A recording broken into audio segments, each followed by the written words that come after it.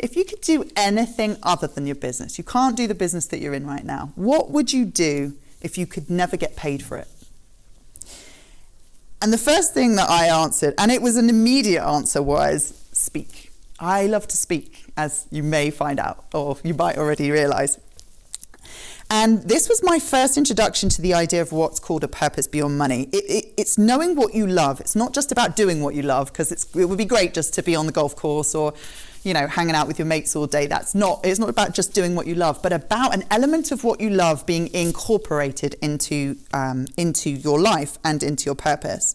So even if you never received any payment for it, you would do it because it gets you up in the morning, it gets you out of bed. You didn't need to knock on my door at 6 o'clock this morning when I woke up, because I'm like, I'm speaking today, I can't wait. That's great.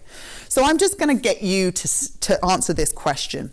What would you do if there was no money, so no pay, no profit, no prospect for a promotion, no partnership, no power, and no prestige? So if there was none of those results, but you wanted to do something, what would you do? And I'll let you answer that yourselves, let it tick over in your mind, because the next question comes down to the other element of purpose. It's what change in the world would you want to see if you could make it? And this change, when you engage in this change, and this was the change for First Direct, was, I want to create a bank without branches. I want to create something that shifts the mindset of the customer who is tied to these banks who just don't do what they ought to do.